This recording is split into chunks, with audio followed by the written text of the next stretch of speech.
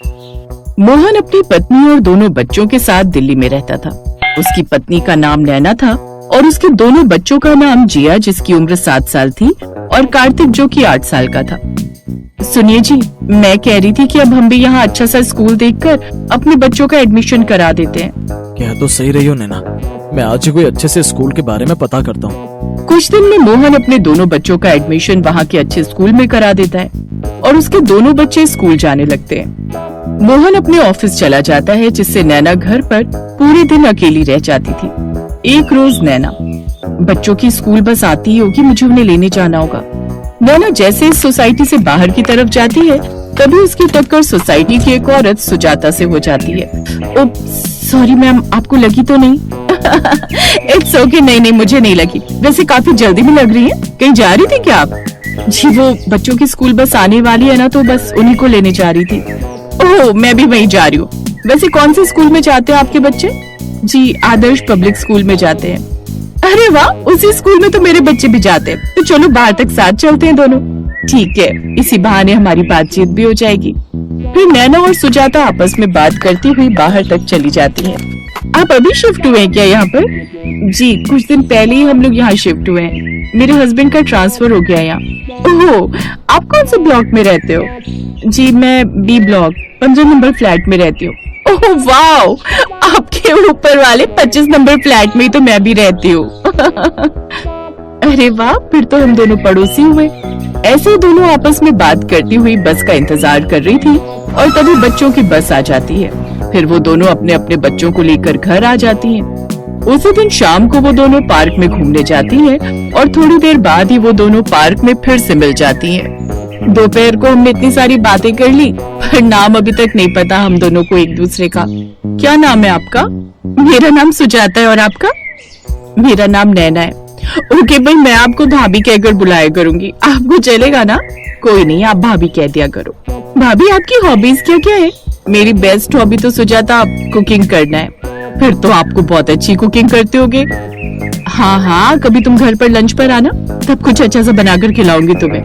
ठीक है, फिर शुभ काम में देरी क्यों? मैं कल ही दिन में आती हूँ ना बच्चों को लेकर, इसी बहाने साथ में लंच भी हो जाएगा और गपशप भी लग जाएगी। हाँ, ये ठीक रहेगा। ऐसा कहकर दोनों की आपस में दोस्ती हो जाती है और फिर अगले दिन सुजाता नैना के घर लंच पर आती है। कढ़ाई पनीर भी रेडी हो गया, डोसा भी रेडी हो गया, लगभग सारी चीज रेडी हो गई है। अब जैसे ही सुजाता आएगी, उसको सारी चीजें सर्व कर दूंगी। तभी सुजाता नैना के घर की बेल बजाती है। लगता है सुजाता आ गई। नैना जाकर गेट खोलती है और सुजाता नैना का घर देखकर कहती है, भाभी आपका घर है, बहुत सुंदर है। थैंक्स सुजाता, अंदर आओ, बाहर क्यों खड़ी हो? सुजाता उसके लिए खाना लगाती है। भाभी, खुशबू तो बहुत अच्छी आ रही है। अच्छा, खाना खाकर बताओ पहले कैसा बना है। सुजाता जैसे ही खाना खाती है, भाभी आपकी कुकिंग तो सच में बहुत अच्छी है, सब कुछ बहुत अच्छा बना है। पेट भर गया, पर अभी भी मन नहीं भरा खाते खाते। और थोड़ी देर बाद सुजाता फिर अपने घर चली जाती है और अगले दिन जाकर सुजाता अपनी सोसाइटी में रहने वाली सहेलियों के ग्रुप से जाकर उसके हाथ की बनी सब्जी की खूब तारीफ करते हैं। और अगले दिन वो अपनी फ्रेंड्स को नैना से मिलवा देती है। सब लोगों की नैना से अच्छी दोस्ती हो जाती है और कभी कभी वो सब दिन के समय जब उसका पति घर पर नहीं रहता तो लंच पर भी आ जाती। सब्जी कम ना हो इसलिए नैना थोड़ी ज्यादा सब्जी बनाने लगी, जिसका नतीजा ये हुआ कि अब रसोई का सामान खत्म हो जाता है, जिसे देख नैना अपने पति से कहती है, सुनिए जी, आज ऑफिस से थोड़ा जल्दी आ जाना। क्यों, आज कुछ काम है क्या? हाँ, आज रसोई का सारा सामान खत्म हो गया और सारी सब्जियां भी। अरे नैना, रसोई का सामान कुछ दिन पहले ही तो भरवाया था और सब्जियां भी 4 दिन पहले कितने लाया था? वो क्या है ना मोहन जी, मेरी 2-3 सोसाइटी की फ्रेंड्स बन गई हैं। कभी कभी वो आ जाती है, थोड़ा खाना पीना बनता है, इसलिए सामान जल्दी खत्म हो गया। नैना, मैं काफी टाइम से देख रहा हूँ, यहाँ आकर खर्चा काफी बढ़ गया है। नैना, थोड़ा खर्चा कम करो। मैं ये नहीं कह रहा कि फ्रेंड्स मत बनाओ, लेकिन अपना घर भी तो देखकर चलो और ऐसे किसी पर विश्वास मत किया करो। ऐसा कहकर मोहन अपने ऑफिस चला जाता है। तभी नैना के घर की बेल बजती है। अरे सुजाता, तुम? भाभी, आपसे एक हेल्प चाहिए, मुझे एक कटोरी सब्जी चाहिए थी। कोई नहीं सुजाता, इसमें हेल्प की क्या बात है, मैं अभी लाती हूँ। नैना सुजाता को मटर मशरूम की एक कटोरी सब्जी लाकर दे देती है। थैंक्स भाभी, आज मैंने कुछ बनाया नहीं था और रोहन को स्कूल के लिए सब्जी रखनी थी। ऐसा कहकर सुजाता चली जाती है। सुजाता और उसका ग्रुप बहुत तेज था। नैना से फ्रेंडशिप करने के बाद नैना के सीधेपन का फायदा उठाकर वो लोग कटोरी लेकर नैना के घर से सब्जी मांग कर खाती थी और उसे दोबारा कुछ बनाना पड़ता है। फिर रात को नैना मखनी दाल बना रही होती है, जिसकी खुशबू सूंघकर बगल में रह रही प्राची भी हाथ में कटोरी लेकर दौड़ी चली आती है नैना के घर पर। भाभी, मखनी दाल बना रही हो क्या? हाँ प्राची, अभी बनी नहीं है, बना रही हूँ। अरे भाभी, आपकी दाल की खुशबू से मुझसे रुका नहीं गया, बहुत मन कर रहा है आपके हाथ की चटपटी दाल खाने का। कोई नहीं प्राची, तुम बैठो, मैं बस बना कर लाती हूँ। नैना दाल बनाकर प्राची को देती है, तभी पीछे से दो और दाल मांगने आ जाती हैं। नैना उनको भी मखनी दाल दे देती है, जिससे उसके घर में रात को दाल कम पड़ जाती है। नैना, मुझे थोड़ी सी दाल और देना। जी, दाल तो खत्म हो गई। पापा, जब मम्मी सारी दाल पड़ोस की आंटियों को बांट देंगी तो हमें तो कम ही मिलेगी ना। नैना, ये क्या बोल रहे हैं बच्चे? तुम्हारे घर में भंडारा होता रहता है क्या? जिसका मन करता है वही कटोरी लेकर सब्जी मांगने चला आता है। ऐसा बोलकर मोहन उठकर चला जाता है। अगले दिन नैना की सास उसके घर पर कुछ दिनों के लिए रहने आती है और वो कुछ दिनों से देख रही थी कि नैना की सहेलियां घर से लगातार एक कटोरी सब्जी मांगने आती रहती हैं और नैना उन्हें सब्जी देने से मना भी नहीं करती थी। बहू, जब घर में सब्जी कम पड़ जाती है फिर भी तुम अपनी फ्रेंड्स को सब्जी देने से मना नहीं करती हो। माँ जी, अगर मैं इनको सब्जी देने से मना करूंगी तो उन्हें बुरा लग जाएगा और ये तो खुद उनको सोचना चाहिए ना कि दूसरे के घर रोज रोज सब्जी लेने नहीं जाना चाहिए। पड़ोस की बात है, इसलिए मैं मना नहीं कर पाती। बहू, तुम ऐसा करो ना कि सांप भी मर जाए और लाठी भी ना टूटे। नैना की सास उसको समझा देती है और नैना ऐसे ही करती है और थोड़ी देर बाद ही प्राची एक बड़ी सी कटोरी लेकर सब्जी मांगने नैना के घर पर आ जाती है। भाभी, चिंटू के पापा अचानक आज लंच करने घर पर ही आए और मैंने तो कुछ बनाया भी नहीं है, आपने कुछ बनाया तो दे दो। और नैना और उसकी सास प्राची के सब बहाने समझ रही थी। आज मेरी तबीयत ठीक नहीं थी, इसलिए माँ जी ने बनाया है उबला हुआ घिया। हल्का खाना खाना होता है ना, तो उबला हुआ घिया चाहिए, तो उबला हुआ घिया चाहिए। अब नहीं, रहने दीजिए, नहीं चाहिए, वो ये उबला हुआ नहीं खाते ना। ऐसा कहकर प्राची चली जाती है। फिर अगले दिन सुजाता आती है। आज तो माँ जी ने मूंग दाल की खिचड़ी बनाई है। खिचड़ी? अच्छा कोई नहीं, रहने दो। ऐसे ही कभी करेले तो कभी तोरी, जिससे वो कटोरी खाली लेकर ही लौट जाती। देखा बहू मेरा कमाल, चली गई ना आज खाली कटोरी लेकर। अब कुछ दिन तक नैना ऐसे ही बहाने बना बना कर सबको मना करती रही और कुछ दिन बाद नैना की फ्रेंड्स और पड़ोस की औरतों ने अपने आप सब्जी मांगनी बंद कर दी। मुझे अच्छे से आता है इन जैसी चटूरी औरतों को सुधारना।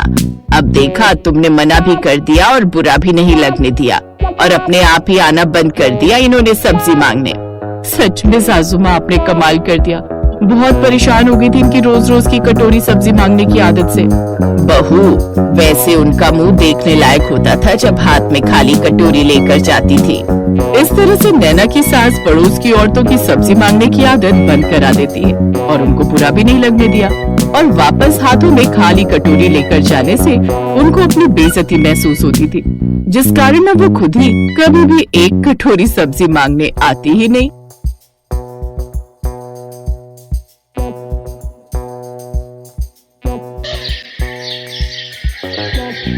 शादी के बाद रानी अपने ससुराल पहुंच गई। ससुराल में सास ससुर के अलावा जेठ और जेठानी भी थे।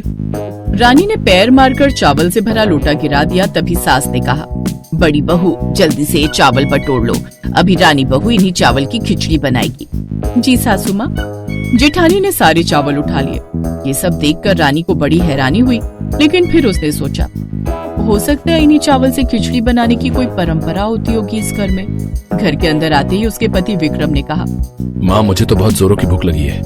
भूख तो हम सबको भी लगी है, अब जल्दी से रानी से पहली रसोई की रस्म करा लेते हैं। बड़ी बहू, रानी को ये चावल दे दो, खिचड़ी बना लेगी। माँ जी, इतने कम चावल में सभी लोग खाना खा लेंगे? ये क्या कह रही है बहू, इन चावलों में कम से कम 3 बार खिचड़ी बनानी है तुझे। ये सब जानकर रानी बहुत हैरान हो गई।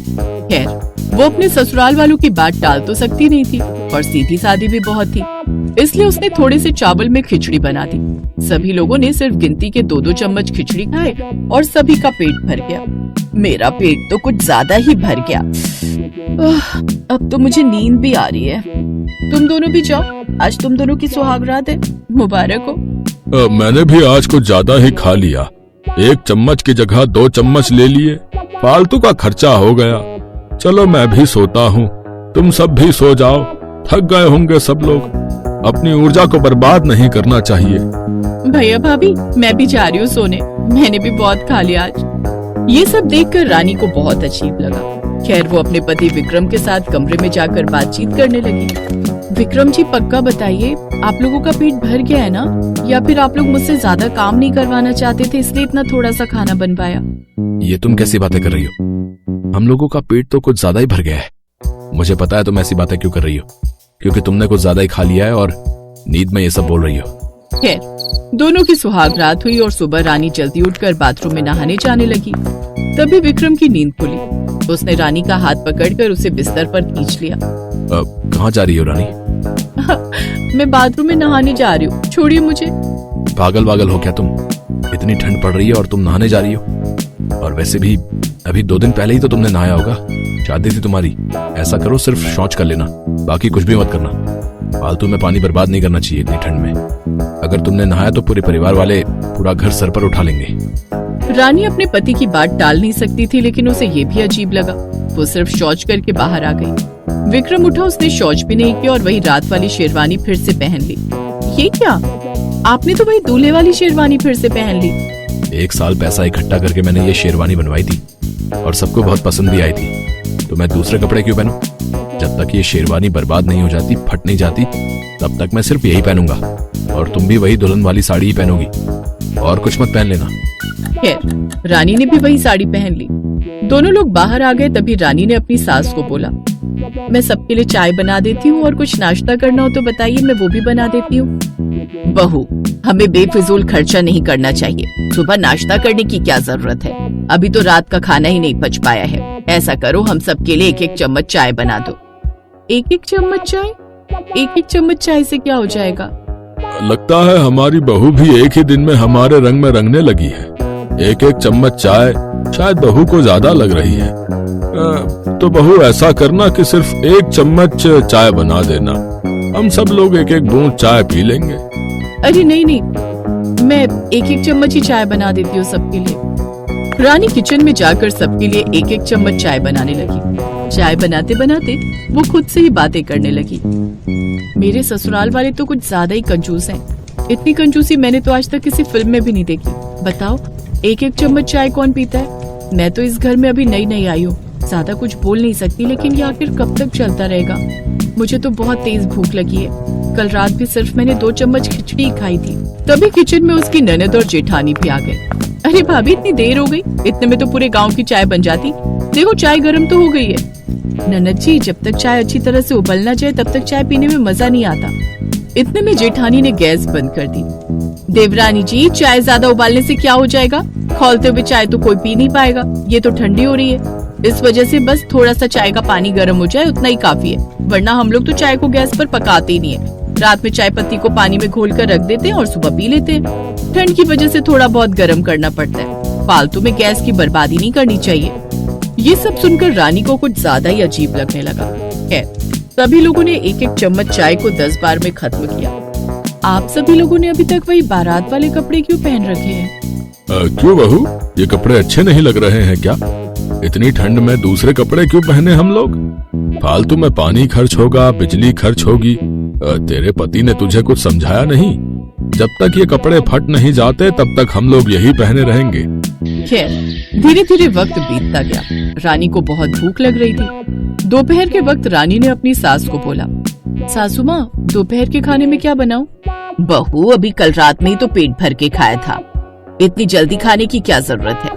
सबसे पहले तो मैं तुझे इस घर के नियम बता देती हूँ। हम लोग सिर्फ रात में खाना खाते हैं। और हाँ, घर की सभी लाइटें बंद करके सो जा। फालतू में बिजली खर्चा नहीं करनी चाहिए।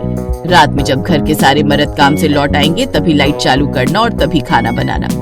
खैर रानी ने अपनी सास के कहने पर घर की सारी लाइटें बंद करके अपने कमरे में जाकर लेट गई। उसे नींद तो आ नहीं रही थी, इसीलिए वो अंधेरे में रजाई के अंदर इधर से उधर करवटें बदलती रही। उसे भूख भी बहुत तेज लगी हुई थी।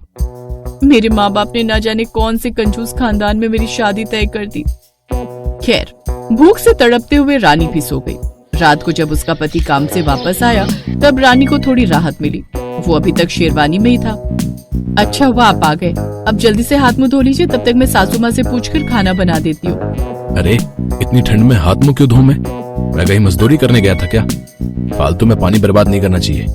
वो कहावत नहीं सुनी तुमने, जल ही जीवन है, जल है तो कल है। खैर, उसके बाद रानी भागकर अपनी सास के पास गई और खाने के बारे में पूछने लगी। बहू ऐसा करना, एक आलू की सब्जी बना लो और एक रोटी बना लेना। सभी लोग एक एक दो निवाले खा लेंगे और यही हर रात तुझे बनाना है। जहाँ अभी तक रानी भूख की वजह से तड़प रही थी, उसे लग रहा था कम से कम रात को भरपेट खाना मिलेगा। ये उम्मीद भी उसकी टूट गई। उसने सिर्फ एक रोटी और एक आलू की सब्जी बना दी। सभी एक एक निवाला खाकर डकार मारने लगे। ये सब देखकर रानी को गुस्सा भी आ रहा था और हंसी भी। फिर रात में 12 बजे चुपके से रानी अपने लिए किचन में जाकर खाना बनाने लगी। तभी उसकी सास वहाँ पर आई और सारा खाना उठाकर बाहर फेंक दिया और गुस्से से बोली, आज के बाद अगर ऐसा कुछ करने की कोशिश की तो तुझे भी उठाकर घर से बाहर फेंक देंगे। तेरी वजह से आज इतना खाना बर्बाद हुआ है। जितना खाना 1 महीने में हम लोग खाते हैं, उतना तू अकेले खाने जा रही थी। तो इस तरह रानी उस कंजूस ससुराल में फंस चुकी थी। धीरे धीरे कई महीने बीत गए। हर रात सिर्फ एक निवाला खाकर रानी किसी तरह जिंदा थी। ना ही कोई नहाता था और ना ही कोई ढंग से खाना खाता था। अभी तक सभी लोग वही शादी वाले कपड़े पहने हुए थे, लेकिन इसका परिणाम ये रहा कि रानी तो बुरी तरह बीमार ही पड़ गई। पूरा ससुराल बीमार पड़ गया। इसी तरह विक्रम डॉक्टर को बुलाकर लाया। तब डॉक्टर ने कहा, मैंने आप सभी लोगों का चेकअप किया। आपके शरीर में ना हीमोग्लोबिन है ढंग से, ना ही प्रोटीन है, और जीवित रहने के लिए जो भी चाहिए होता है वो कुछ भी आप लोगों के शरीर में नहीं बचा है। बहुत सारी बीमारियों ने आप लोगों को घेर लिया है। आप लोगों को परिवार सहित 2 महीने अस्पताल में भर्ती रहना पड़ेगा और रोज नहाना पड़ेगा। जो हम खिलाएं वही खाना पड़ेगा। अब मजबूरी में पूरे परिवार को अस्पताल में भर्ती करना पड़ा, लेकिन 2 महीने एडमिट रहने पर लाखों रुपए खर्च हो गए। जब सभी लोग ठीक होकर वापस घर लौटे, तब उसके ससुर ने कहा, आज हमें अस्पताल में पूरा खाना खाकर पता चला कि इतना भी हम खाना खा सकते हैं। आज हम मौत से बचकर लौटे हैं। अस्पताल में हमारा इतना पैसा खर्चा हो गया जितना हमारी पूरी जिंदगी में खर्च नहीं हुआ। इसीलिए आज के बाद हम सभी हर रोज नहाएंगे और पौष्टिक खाना खाएंगे। हमारी वजह से बहू का भी बुरा हाल हो गया। हमें माफ करना बहू। उस घटना के बाद उस परिवार की कंजूसी हमेशा हमेशा के लिए खत्म हो गई और रानी अपने ससुराल वालों के साथ खुशी खुशी रहने लगी।